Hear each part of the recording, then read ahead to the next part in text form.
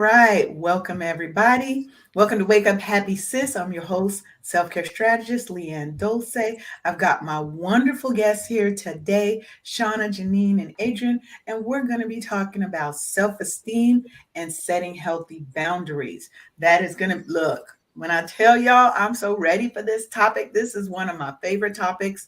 And we were talking just a little bit backstage about just the importance and how hard it is sometimes to set those healthy boundaries because we have that lack of self-esteem. But before I get ahead of myself and jump in, I want to give my beautiful guests the opportunity to introduce themselves. So we're just going to go round robin, Shauna, Janine, and then Adrian. Go ahead and tell the audience who you are and what you do. So I'm Shauna. So I'm a leadership coach, but I'm a certified executive coach, and I work with middle managers, so primarily managers and directors, to help them with becoming more confident in their leadership. I start off with just focusing on their self awareness, then move into kind of how they can build more of a cohesive team, because a lot of what the breakdown happens is usually because they don't know how to delegate or to build a good workforce that has a capability to deliver. And then we move into how can you perform a bit better. So that's kind of what I do in a nutshell. Awesome. Janine. Hi, I'm Janine Brown. I am the founder and CEO of Everyday Lead. We are a global consultancy. I'm based in Atlanta, and we help clients retain talent from intern to retirement who love their careers and the companies they work for. And we do that through professional development training and executive coaching and helping companies design retention strategies. And one of those strategies is creating healthy boundaries. So I'm really happy to be here. Thank you, Leanne, so much for having me. Thank you for being here. And my favorite is Adrian. Hey there. I am super excited to be here. Thank you again, Leanne, for inviting me to have this discussion today. Happy to talk about empowering and self-esteem. I'm Adrienne Simpson, CEO and founder of the LinkedIn Pros, and I'm a LinkedIn strategist and transition coach for entrepreneurs and professionals who want to transition to more revenue and more income. I also partner with corporations to help them deal with employee engagement and retention by providing training for their employees. So happy to be here. Yeah. So look, y'all can see that this is a powerhouse little panel I have set up here, and I don't come to play when I bring guests on to talk to y'all. Okay, we are here, and let me just say, ladies, we get raw and real on here. If you need to toss out one or two little cuss words, because sometimes it's a part of the expression, right? It makes my lips feel a little bit spicy and tingly sometimes. I may toss one out, but we tell it raw, we keep it real and honest and open here. It's not about hurting people's feelings, but sometimes we gotta step on some toes to get the message across and to help people have their transformation. So I want to start today by talking about some of the benefits and the importance of cultivating self-esteem in Black women. So anybody can just jump in if you want to touch on that topic. Feel free.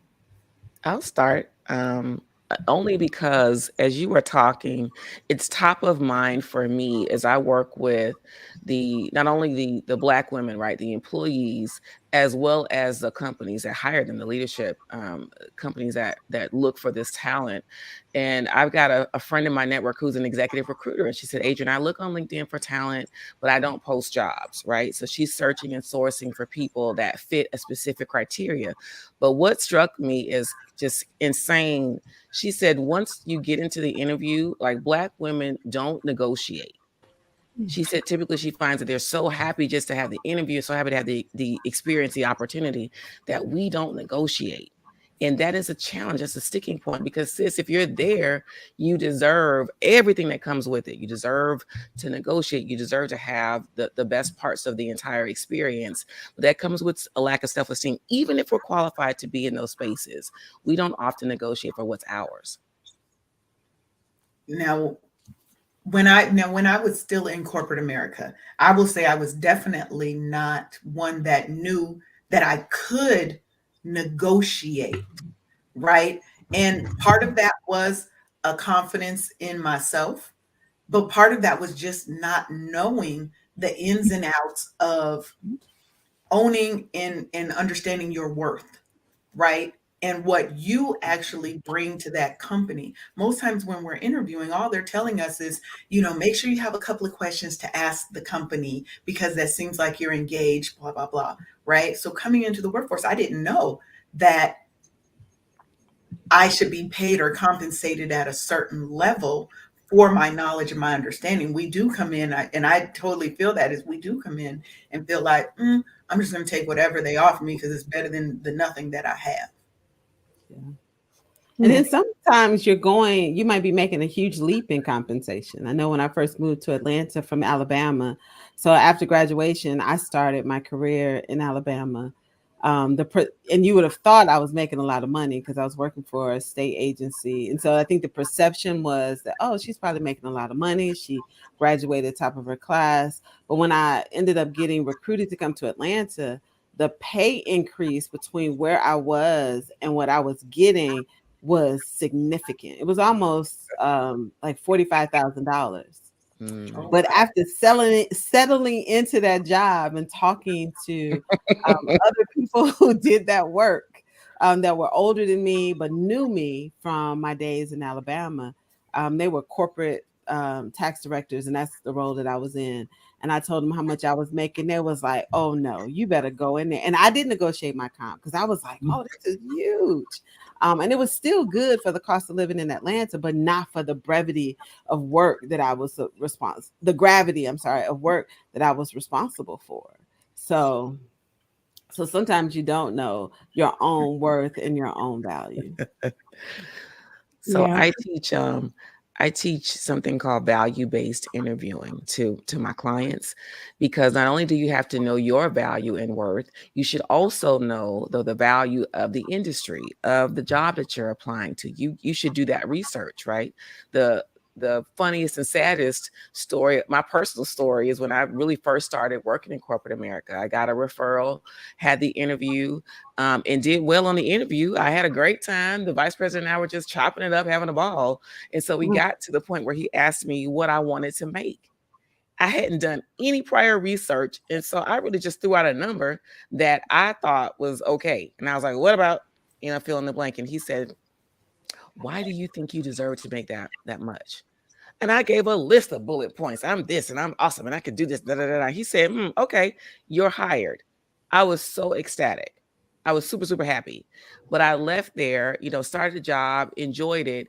And then one day, about 6 months later, I was speaking to some coworkers who did the same role that I did, sat on the same row as me. And we were talking, they were griping and they were upset about their salary because they felt like they needed to make more. And y'all, they were making $15,000 more than I was. Oh, wow. Same job, same role, all these things. But I couldn't be, and I was upset, but I could only be upset at myself though, because it was my fault and my responsibility. And so we have to take that. But I was confident, but didn't know my worth. So those things have to go hand in hand as well. Yeah, and I think to add to that, my experience with it, and I'll share my experience working with others, but also my personal. Sorry, and when it came down to just the self-esteem portion, it's the relationship with money, because I find people are always stuck in that space of, am I able to make this money, or what my mom said or my parents said, you should be humble, or you shouldn't ask for this, or growing up we didn't have this, so I appreciate this. And I always find that it starts there. And I remember one particular client, she broke down in tears because she said, I can't ask for that. And I said, what do you mean you can't ask for that? And she's like, I can't ask for that. I don't care what's on the paper. I can't ask for that. And she refused to go into the room to ask for that. And I said, okay, so what is it costing you for not asking for that amount right now? And she's like, well, I can't ask for that. So I said, okay, so why don't you not ask for it and ask the question, how much are they willing to pay you? Because for her, the conversation is, well, that's too much money.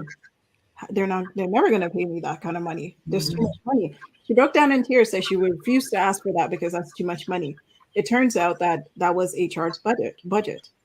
They knew what the market was. They knew what they would have to give her. but she refused to ask for that. When we talked a bit more, she had more ties to money about not asking for money because dad took care of the money, mom didn't take care of the money. She had no real relationship with money, and she Mhm. kind of just existed as long as it pays the bills. She's Yeah. okay. And for myself, I remember when I went into, I remember the last corporate contract I went into, or my last corporate job, there was a contractor that left. And I remember they were unhappy with him. And I came in and I fixed whatever was broken within like a couple of months. And they said, "Oh, I'm so happy that you're here. You know, we're paying this guy way too much money for what he was able to do." And I said, "Okay, curious. How much is this money you're talking about?" This guy was making almost 50 grand more than I was, Mm-hmm. and he couldn't deliver. And I said to them, "So you knew coming in that I was severely underpaid, but nobody thought about adjusting it?" And they said, "Well, you're internal. Because you're internal, we can't play with the rate. He's a contractor." So I did not get the rate. And they said, "Well, technically, you know, based on HR, we can only give you this range in terms of a bump." But Mhm. I was the only person who fixed the issue. And that became an issue. And that was my first realization that if you don't ask, you won't know. And if you don't know, you can't plan for it to make sure that you get what you quote unquote deserve. Yeah. Yeah. And Can I go back a little bit, Leanne? So I love Shauna said something that really struck with me that made me think, kind of going back to the beginning, right? So when we think about, self-esteem and self-worth and value, right? Adrian started this talking about, a lot of this goes back to our own individual value, how we see ourselves, right? So basically that's what we're saying. How do we see ourselves and the value that we create at work? But this really does start when we're girls. Oh, yes.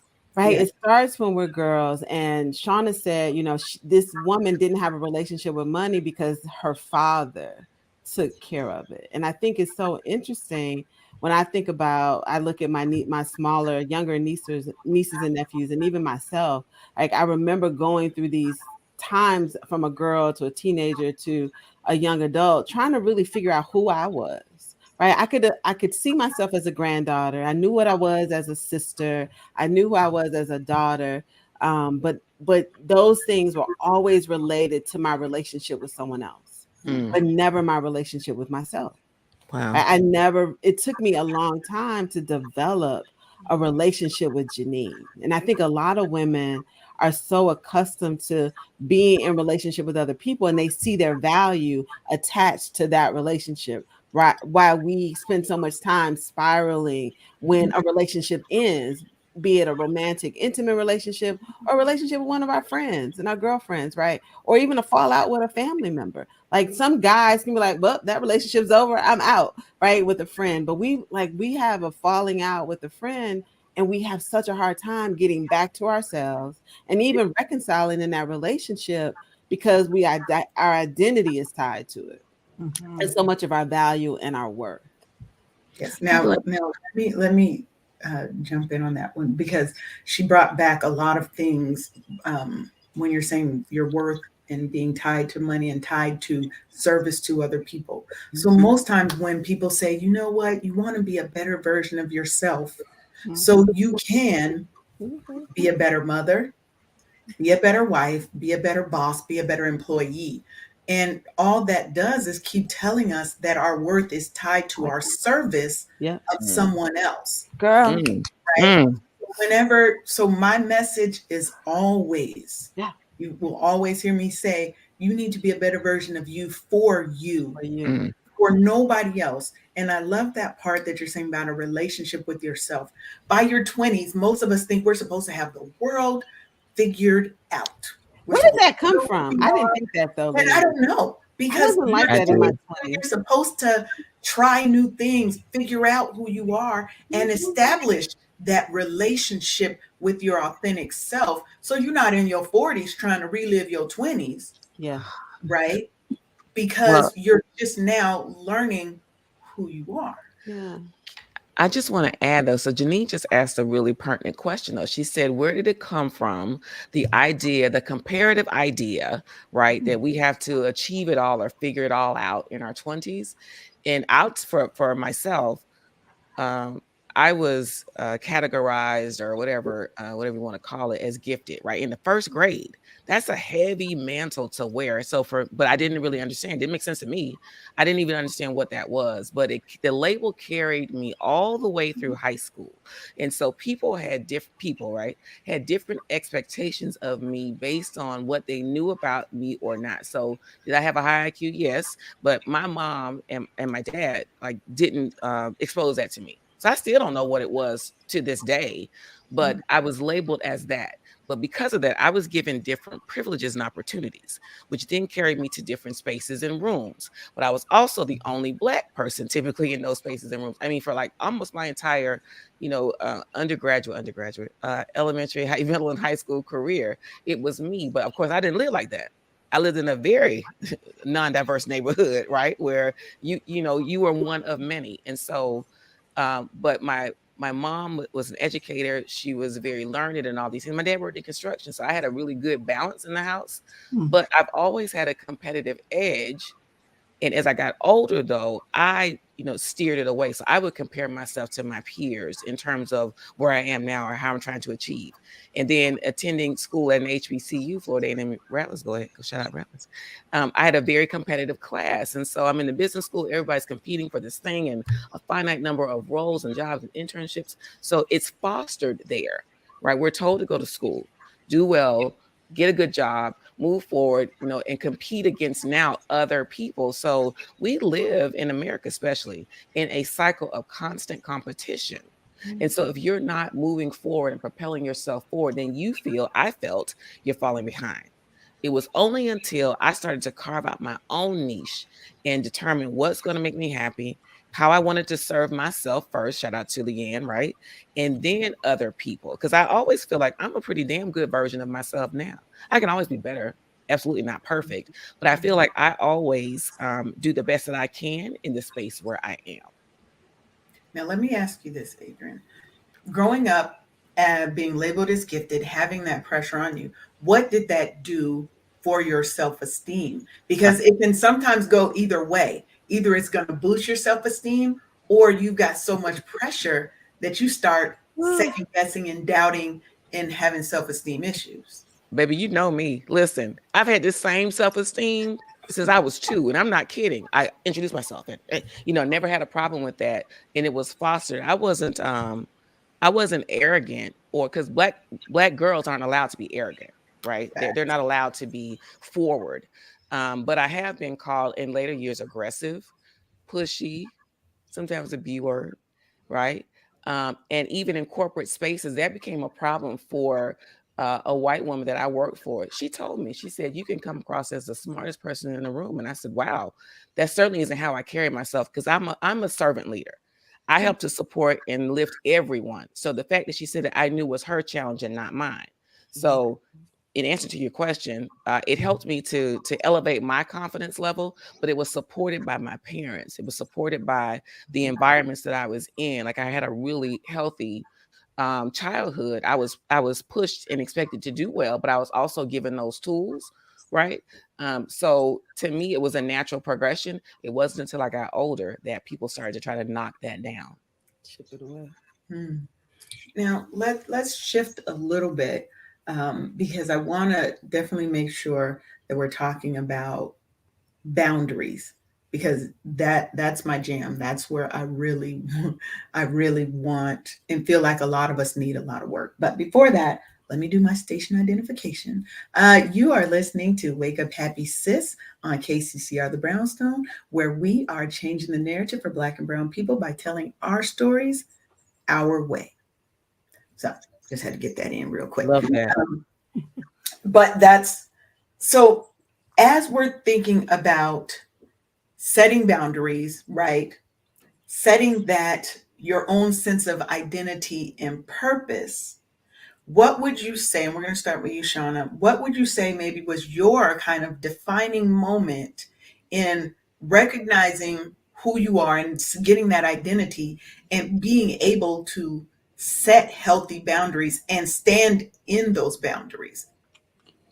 So I think I mentioned it backstage, but I think when I had my son was the first moment I had those the need to make sure that boundaries were in place. There just wasn't enough of me to go around.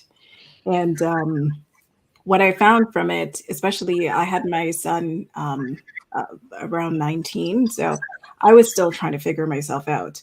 So when I had him, I had to sit down and actually think, okay, well, who am I?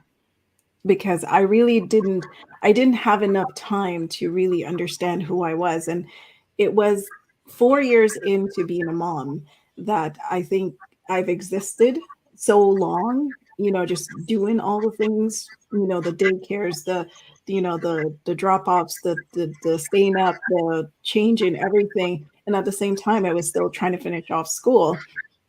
And I remember thinking, why do I feel so overwhelmed every single day?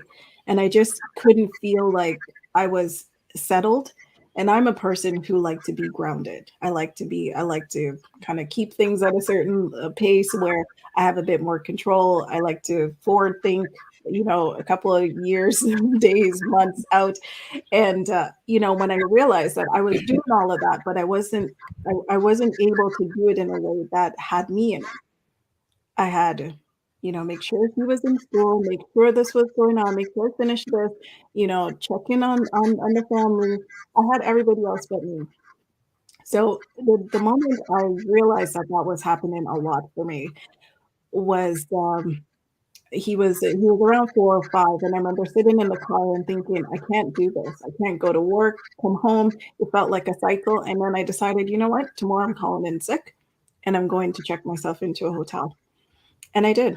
I checked myself into a hotel. I stayed there. I called his dad and I said, pick him up. I'm not gonna do this. I'm gonna stay overnight and I'm just gonna sit with myself. And I sat with myself that whole night. I think I had a couple of good cries. I had a couple couple of moments where I wrote everything down. And the question that kept coming up, well, who am I? What do I want? Do I still want the same things? And I realized I didn't even want the same things. Mm. I was trying to go after being an accountant. My mom was very happy with being an accountant. At least it was a profession. Um, and I didn't feel it. I didn't feel it. And I realized I was studying to do it. I wasn't connected to it. I had other aspirations I wasn't tapping into. I didn't even read. I was writing poetry. I never went back to it. I was doing anything creative. Everything was tapped out. So that day in the hotel, I actually sat down and I wrote everything current state and I did a future state. And that was the moment it highlighted to me that I wasn't in the right direction and there was no way I could continue. And that was the first time I realized that I had to really take a step back and just do me. And even though, I had a lot of friction with my in-law at the time because she's old school. She was like, you shouldn't be working. You should take care of the baby. You should not. He should be home with you. That's why he's sick. And we had so much friction. And I remember saying to her, "That's not what I want. So it's either you're going to support me or you're going to leave." That's right. And that was the first time I ever put a boundary in. And I remember she was not very happy with it. But to this very day, I think she respects me about that because I've never faltered on it. I said, it's either you're going to support it or you're going to leave me alone. And she decided to go with the support. So we were good. And what about you, Adrian? Boundaries are interesting for me.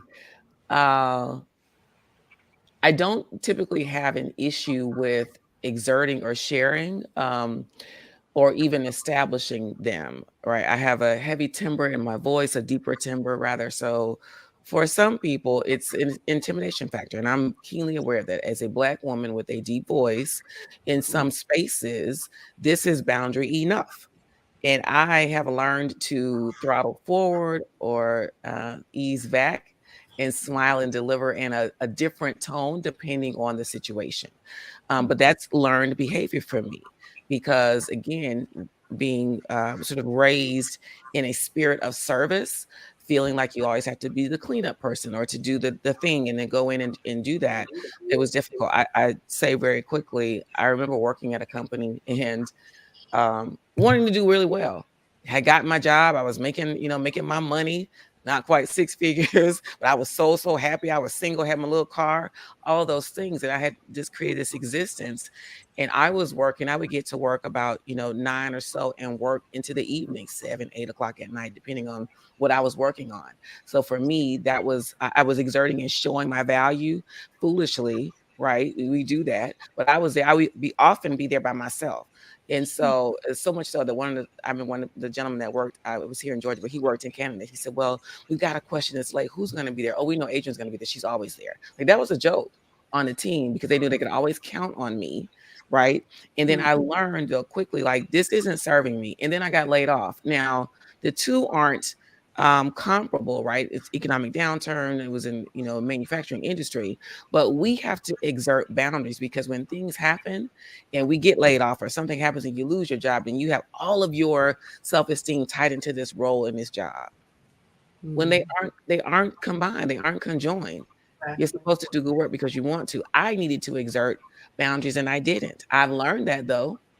Here's when I work. I give you my all when I'm doing it. Full-time contract, whatever the case may be. And I have learned also, and Shauna mentioned when she had her son, I learned a little bit before that because I was having the challenges that I shared, at my former corporate role, that my husband wrote on this whiteboard that's on my refrigerator right now.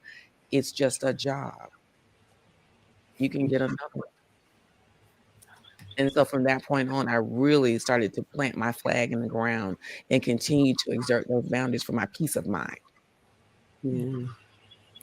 Y'all, that was so good. So am I next, Lynn? You are. You I'm just are. gonna jump on in.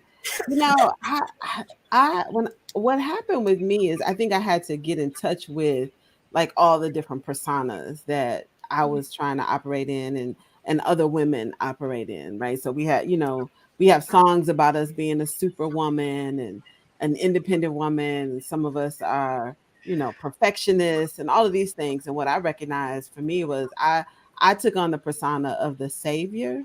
Now, before I identified it and it was brought to my attention, I would have denied it. Like, only one savior, that's Jesus Christ. Right? I would have pretended that was not me.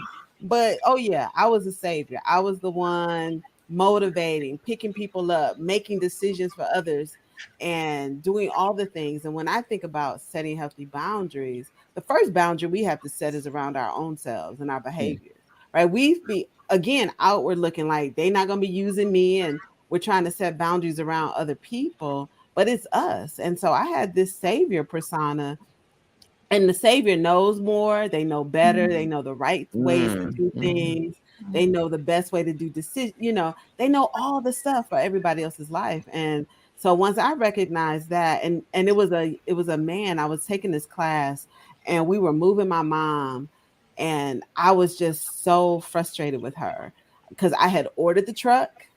I had made all the plans, had the schedule together, what time we were moving. I had coordinated for my brother, my niece, all the things, right? I had a perfect day planned and nothing was working. I get in town, my mother ain't packed nothing. She said she'd been packing. She ain't really packed nothing. The garage is full of stuff, the basement, just stuff everywhere, all over the place. And I'm on the phone venting. And the guy said to me, he said, and he was so compassionate with me. He said, well, did anybody ask you to do that? Mm. And I said, but she's moving and we only got like 3.5 days and we're going to be in town. And he was like, no, Janine. Did anybody ask you? Did your mom ask you to do any of those things? And he was so right. She did. I had expectations of her and everybody else because I jumped in to save the day. Yep. And so I think for me, that's my biggest realization. And I have to remind myself of that often. God did not put me here to solve everybody else's problems. Amen. He did not put me here to pretend or be the person to fix everybody else's things. And what I found out, the person that was most frustrated was me, right? I was frustrated because they didn't appreciate it. I was frustrated because I felt, like they were wasting my time. I was the one upset. Ooh, you And I was preaching, actually, sis. right. And I was actually upsetting other people, right? Because I was being disruptive and acting like I knew what was best. And I really didn't. So for me, Leanne, that's my thing. I had to recognize the personas that I was walking in. And did nobody crown me the savior? um, but me. And I was the only person that was really the most unhappy in that role. I Yes. feel a little bit of attacked, but I'm gonna put my head down. Right. No, she totally got me triggered over here because you were the savior. I was is, am I was like, was? the cleanup Right. woman. Okay. Oh, so you the janitor. I've You the always been the janitor. cleanup woman, right? Um, come in and save the day. Come in and fix what everybody else done Indeed. messed up. Leanne will be available. She don't sleep. She Oof. don't sleep. I had a client last night message me, and so I'm in the IT space. That has been my major world for most of my life, right? Which is definitely not a black female space, Uh-uh. right? So I've always been the cleanup person.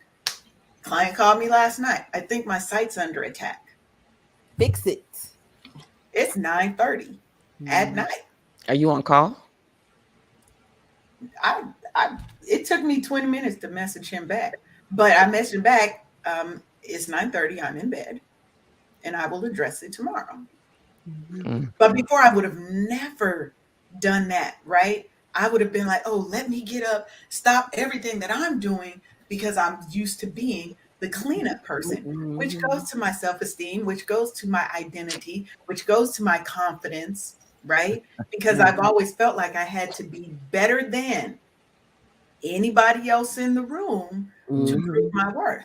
I mean, when I worked in corporate America, I worked at AT&T and I had locks down in my butt. Okay. So I'm this earthy black girl, and they had started a new team. So I've written all the documentation for this team. I wrote the training plans. I trained all the people. And my manager gave me a performance review that was 3 months late, by the way. We ain't even gonna talk about that. Mm. But he rated me a 2 out of 5. Ooh, that's- A 2 out of 5. And the first thing I did was go into that little space of I must not be good enough. And I did miss a thing or two here or there, but I had to ask somebody else that I had just trained to be a manager. I ain't even a manager. I'm training the people who are coming in to manage. Is this me? I need you to read this and tell me independently. She was like, this is not you. They're trying to get rid of you. Mhm. Right? She said, because they had this, we're getting rid of low performers. Mhm. It's an excuse. It's Yeah. an excuse. But I had to muster up my own confidence and look them in the face, look my manager in the face, and let him know it wasn't going to happen like that. You know? In the end, I ended up going to get a job that was paying me 15,000 more, and they was left to clean up the mess because who wasn't there anymore? The cleanup crew. But so often we're in that space that you just described because I've been there too. And you think you're the only person that's happening to because we don't talk, we won't tell anybody else. So we're in that space, we feel attacked, we're under attack every day, self-esteem being hit. And you went immediately to a space of you're not good enough when in fact you were overperforming. And I Yeah. had done the same thing. And I remember talking to the gentleman who was the head of diversity, equity, and inclusion at the company where I was. And he told me in confidence, Adrian, there is an undercurrent, a systemic campaign to get rid of Black women on PIPs, on performance improvement programs. He said that's how they're doing it. Like it is a campaign, unspoken, but it's happening because more than me as a person, as an employee, was coming to his office and explaining what was happening, and he was sitting there outdone. He wound up leaving that role, but to know that this is yet another way that we are targeted to be removed from companies, right? So in opposition to that, I say we have to own our careers, we have to own our self-esteem, and we have to know that you got this job, sis, you can get another one. Yeah. You can get another Yeah. one. There are more. And Yeah. I agree with that. My experience has always been the cleanup person. So I could go in and I can see what's broken that they claim is so complex, and then I'll go in and say, okay, well, this is a problem. So let's go to here, do this, and I'll structure it out. And then at the end, what would happen is they'll plug their own people in.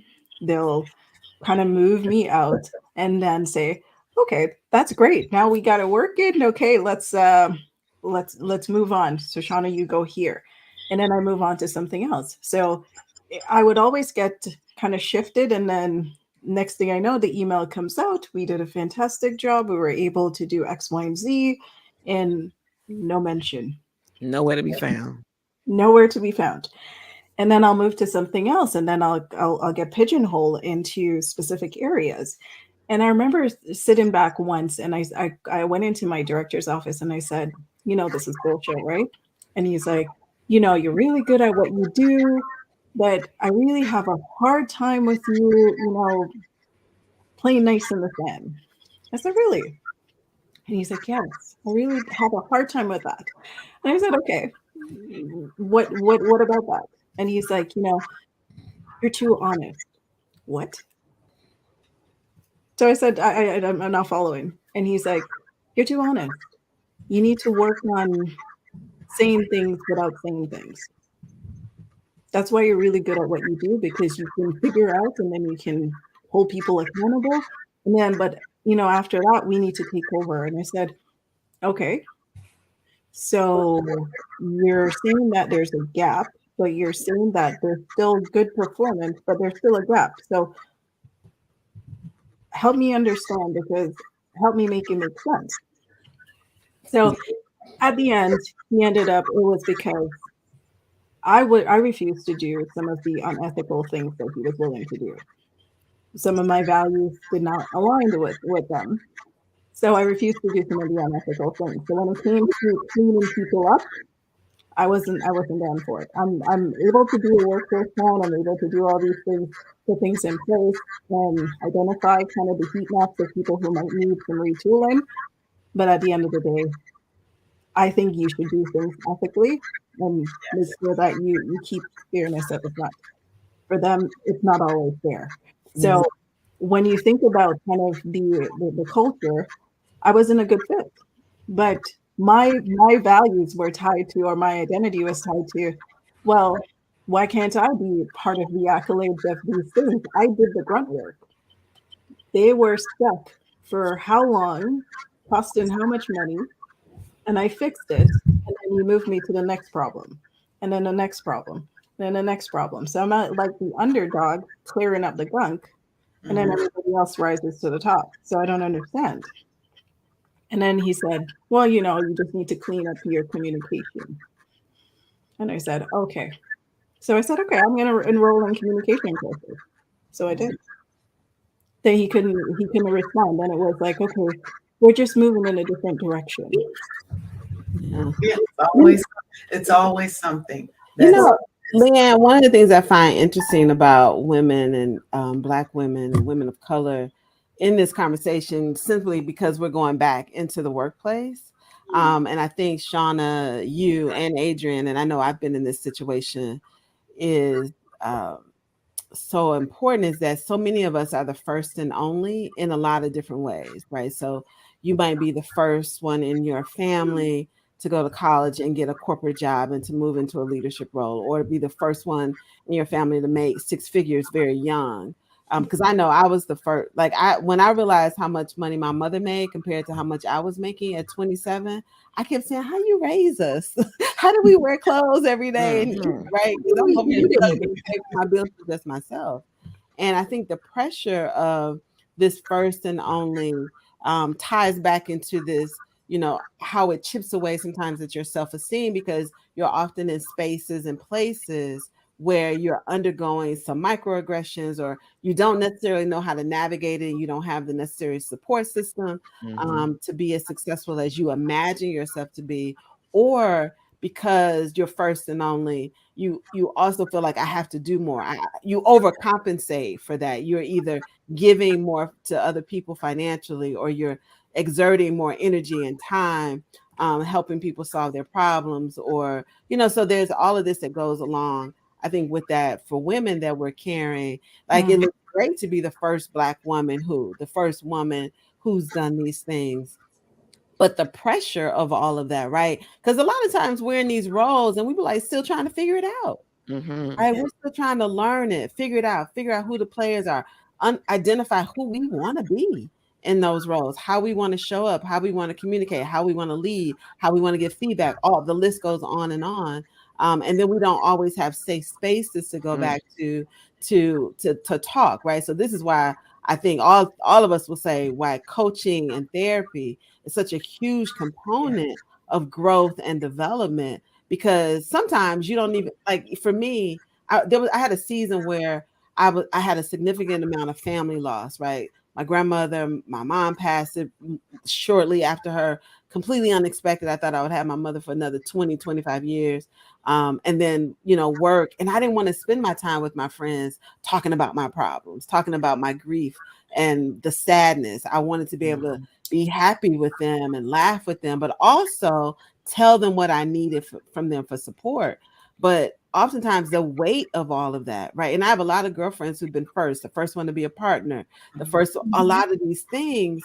And sometimes we just want to have fun together, but we don't have a safe space. And so, that's why I think the resources needed to continue to ensure your self-esteem is strong, and that you're creating healthy boundaries first for yourself so that you can communicate what you need to other people. Because that's where the boundaries with others start, is like communicating, telling people what you need from them, telling people what you need them to stop doing and to start doing, right? It's like that whole model, that stop, start, continue. Keep doing this, stop doing that, and let's start doing these things. And I think if we can get those sort of model that for ourselves, that some of that pressure that we feel to take on these personas, we can let some of that go. And I'm gonna say this one last thing.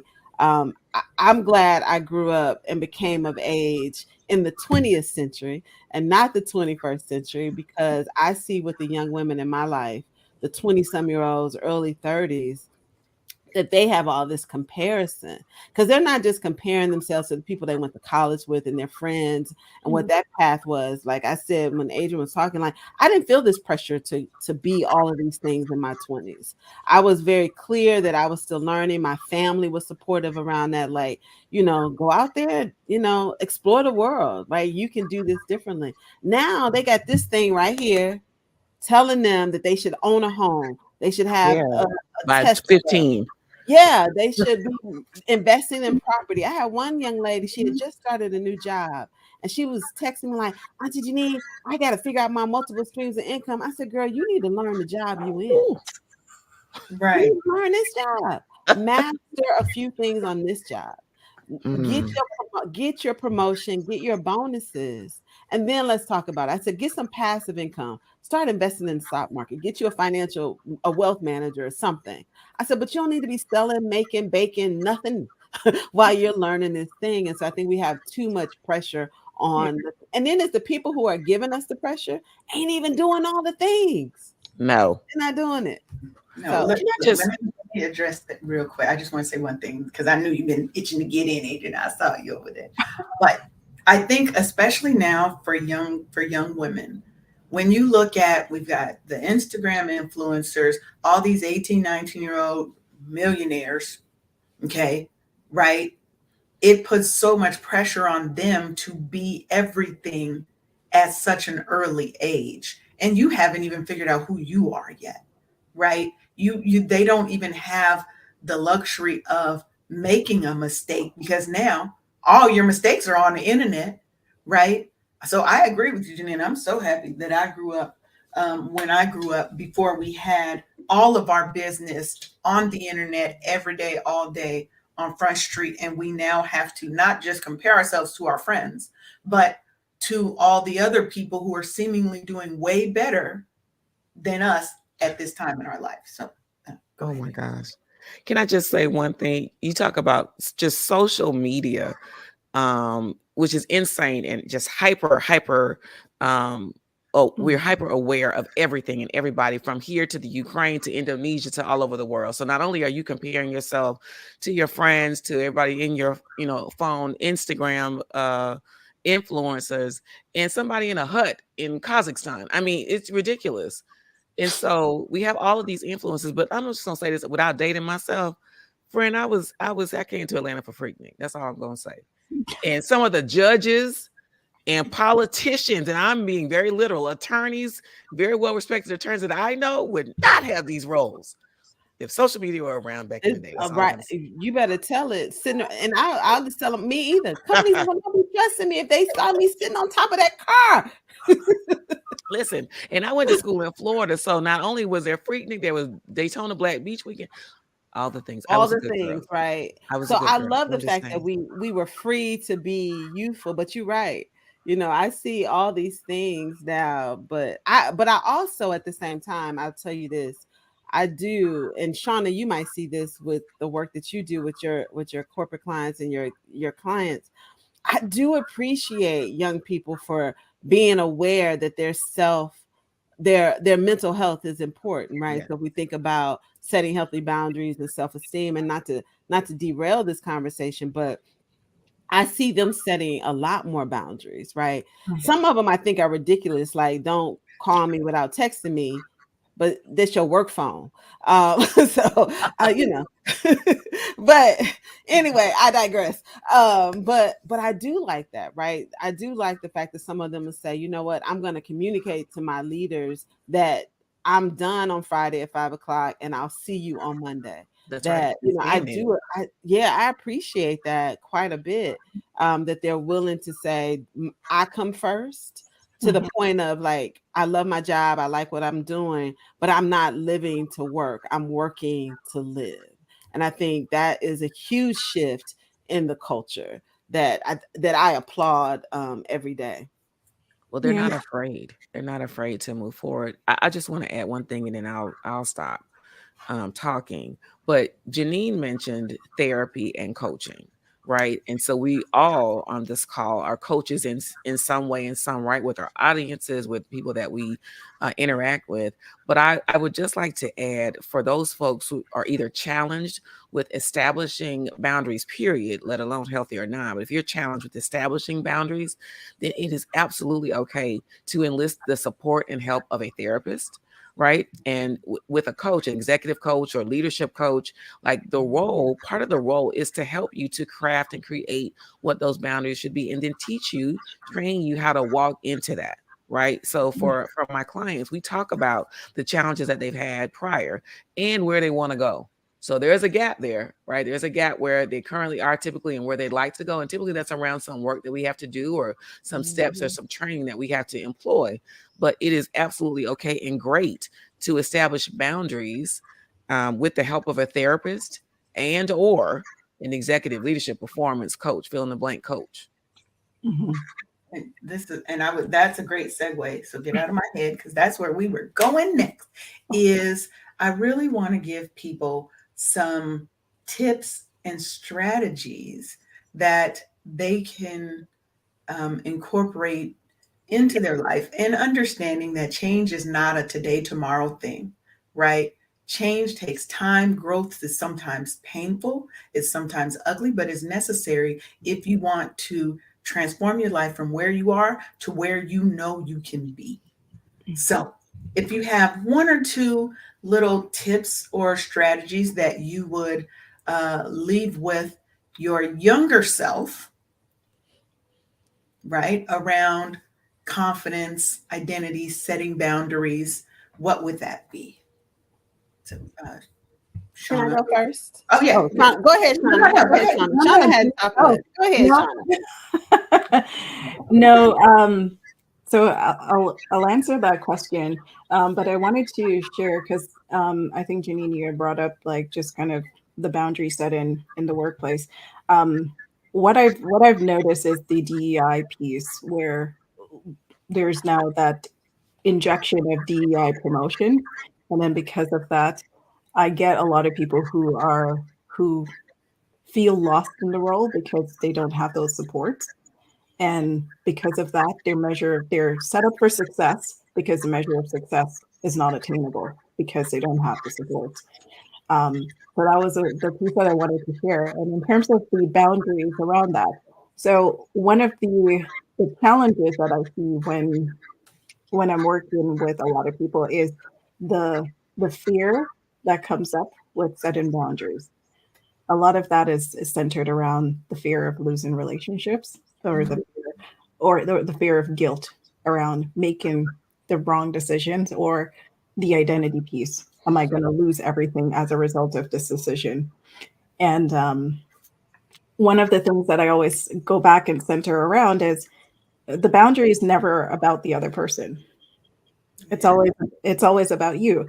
It's like creating a fence around you to say, this is what makes me whole, and I want you to understand what makes me whole so I can be the best performer in the role, so that we can work around that. And I think when we're getting into leadership, a lot of, even though the Gen Z might say, "Oh, don't call me before you text me," what I always say, my rebuttal to that is push back if you're in the leadership role and say, "Understood. Let's set some expectation as a team as to how we communicate." Because the boundary as a team needs to be in place, and the boundary as a leader and as an individual has to be in place as well. So let's make sure it's all aligned. Because if I need you because there's an SOS, I'm not going to text you. That's just part of the policy. We're not gonna test you. We're not gonna text you as a result of that. However, I will respect your boundaries for everything else. So let's have that communication. So um, the tip I would leave is, in order to understand, in order to set good boundaries, you do have to empathize enough to really understand kind of what the fear is around those boundaries for people, and then be clear on kind of how to communicate that so you can deliver those boundary expectations, and then you can enforce it if you need to. I love that. Janine. So I think for me if I were to go back to my younger self, I would tell her, "Girl, you doing all right. Like just be here, be present." But I think to maintain that was to not to continue to be consistent with my anchoring routine for my life, right? So whatever that is, it has evolved and has changed. But if it's, waking up in the morning, exercising, and having a stack of routines, right? Exercising, praying, journaling, meditating, reading, those sorts of things. Because I recognize that when I don't do that, and I'm typically pretty good at it, but when I don't do that, everything is off. And then as I've aged, what I've realized that when I don't root myself in my anchoring exercises, I don't have boundaries. I do feel horrible about myself, right? I look in the mirror and I'm constantly complaining about, my face is breaking out, or my belly is sticking out, those things. And I find that when I'm anchored and rooted in things that make me feel powerful and strong emotionally, spiritually, right? Not just physically, but when I have those stacked activities, especially if I can start them at the top of my day when I wake up, I feel better. I think clearer. I'm happier. And I realize that as I've aged, I'm more in tune with what's going on with me, right? So if you are a woman who is starting to be premenopausal, or you may be in menopause, like I remember when I first started, I didn't even realize how my mood was changing. I Mm. had no idea what was going on with me, but I knew that something was weird because I don't get upset easily. I don't pop off at people, like, and I was doing it, and I was like, what the hell is wrong with me? And two things were wrong. One, I wasn't anchored. I wasn't following through my routine, so I was all over the place, and I wasn't in tune with my body. So because I wasn't in tune with my body, all of these other things were happening. I couldn't talk to my doctor about what was going on with me because I was blaming other people. So I think, I would tell the younger Janine to stay in touch with your body, stay connected to yourself spiritually. And you do that by consistently anchoring yourself in healthy routines that make you feel good, make you think better, and are more productive. and it helps with my confidence. Yes, I love that. Yes, to all that. Adrian, what about you? Oof. Um, I would tell the younger Adrian, I would tell my younger self to really um, figure out what you want to do or try, and then do it. Try it. It is okay to veer off the path, right? The path that our leaders set, the path that our parents set, the path Mhm. that even when I was in college, that my advisors set. Can I do this? Is this this sound like poetry to me? Listen, I remember being at, a top business school and deciding early on that I didn't like it. I didn't want to be there. I actually hated it. And I remember mentioning to my mom and my advisor that I wanted to leave. It was a coveted spot. And both of them were like, nope, you're going to stick it out. So guess what? I didn't do well. I didn't like it. Yeah. Right. I eventually did okay, and then graduated and got to grad school and excelled because I had niched down, was focusing on what I wanted. But I remember expressing like, I don't really like this and I want to do something else, and actually had found something else. And they were like, no, that's not why you're there. Do this thing. And so I reacted in a way that stymied my professional growth, my personal growth, because I'm gonna get back at y'all by doing this thing. And it was hurting me. They didn't care. I mean, they cared, but it didn't have any impact on them. And that's what we do, right? We do things to self-sabotage. We do things that impact us, and the other person or entity or company or corporation is left like, okay, now what? Right? We do things that impact ourselves and put us on a different path. But I would tell the younger Adrian to figure it out, but figure it out by doing. And if it doesn't feel good to you, do something else. And it's okay to try it and figure it out and continue to go and grow and learn. Amen. Well, we are almost at the hour, you guys. It has been a great conversation. I am so happy that you guys came and shared a little time, a little space with me and my audience here. And as we wrap up, um, let the people know how they can find you, how they can connect with you, and how they can support you. We're going to start a little different. Janine. Hey, well, Leanne, thank you again for having me. It's been a joy being here with Shauna and Adrian and you. You all can connect with me real easy at JanineBrown.com. That's JeAnnine Brown.com. Yeah, spell it one more time. JeAnnine Brown.com. Yeah. All right. Make sure that you connect with Janine. She's got a book. She didn't say anything about the I book. sure She did. got a whole book out there. Like I'm gonna need you to put that book Here we out there. go. You can connect with me at JanineBrown.com, or you can get my book at unstuckandunstoppablebook.com. So the book is Unstuck and Unstoppable. It has 5 amazing strategies.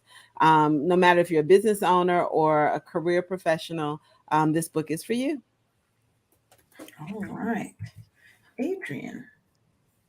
Hey, again, I'll echo Janine and just thank you so much. I've so enjoyed the conversation with you and Shauna and Janine today. Y'all can find me at the LinkedIn Pros on social media and www.thelinkedinpros.com. All right. And Shauna. Yes. So same. I'm gonna say echo the same sentiments. It was such a great conversation and meeting all of you guys, ladies. So in order to reach me, I'm at www.concaved.com. So that's spelled with a K, KONCAVED.com. All right. Hold on, you can have a second. See, I'm trying to do too many things at once because I'm supposed to have these. See, that set your boundaries for multitasking, friend. Look, no, look, my stuff gonna show up.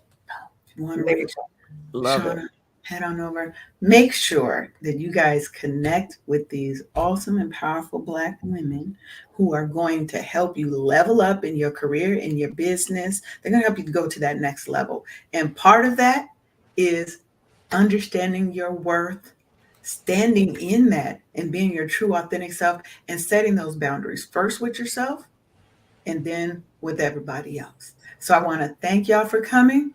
And because I love y'all, I got a healthy boundaries worksheet for you so that you can figure out what are some of those boundaries you need to set and how you can start digging into that. Okay. So head on over to bit.ly health/healthy boundaries worksheet and you can get that worksheet. So I want to thank y'all for coming. Again, you're watching Wake Up Happy Sis on KCCR The Brownstone, and y'all have a wonderful and blessed day.